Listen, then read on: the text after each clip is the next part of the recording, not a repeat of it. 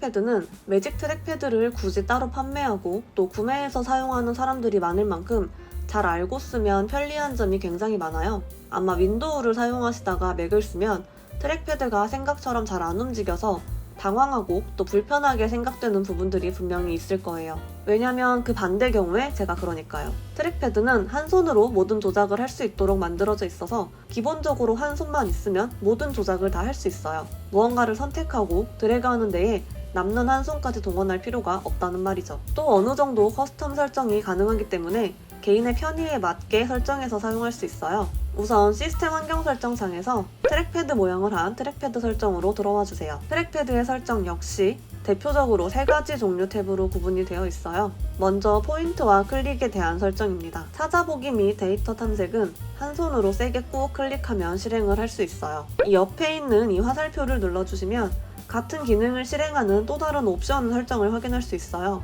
선택지 중에서 본인이 편한 방식을 골라서 설정을 해주면 되는 거죠. 이렇게 오른쪽에 있는 화면으로 해당 기능의 실행 및 조작 방법도 설명을 해주고 있으니 사실상 트랙패드 설정 자체가 어렵지는 않으실 거라고 생각해요. 보조 클릭은 마우스 오른 클릭을 뜻해요. 마찬가지로 밑에 있는 화살표에서 원하는 또 다른 설정의 옵션을 골라주실 수 있어요. 탭하여 클릭하기는 트랙패드를 그냥 톡하고 터치해서 기본 클릭처럼 사용을 하겠느냐라는 뜻이에요. 편리하긴 하지만 그만큼 터치만 돼도 선택이 되는 기능이라 터치 한 번이 예민한 작업을 할 때에는 꺼두고 사용을 하기도 합니다. 또한 클릭의 강도와 마우스 커서의 이동 속도 등을 설정해 주실 수도 있고요. 두 번째, 스크롤 및 확대 축소로 넘어오시면 정말 말 그대로 스크롤과 확대 축소에 대한 설정을 할 수 있어요. 스크롤 방향에서 맥 사용자의 개인차가 가장 많이 도드라질 만큼 본인의 편의에 맞춰서 스크롤을 반대 방향으로 설정할 수 있습니다. 여기서부터는 기능에 대한 옵션을 선택하는 것이 아니라 해당 기능을 켜고 끄는 것만 선택할 수 있어요. 기본적인 확대와 축소, 그리고 회전 기능과 더불어서 스마트폰처럼 두 손으로 더블 클릭해서 확대나 축소를 진행할 수 있습니다. 마지막으로 추가 제스처 탭에는 기본적인 터치와 스크롤 관련이 아니라 말 그대로 추가적인 트랙패드의 제스처들이 모여 있어요.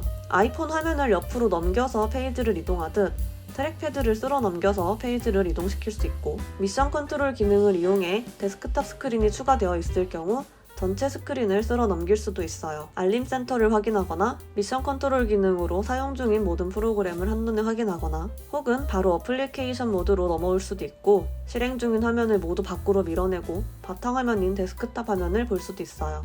앱 익스포제와 미션 컨트롤로 데스크탑 화면 추가하는 법은 다른 영상에서 따로 다뤄보도록 할게요.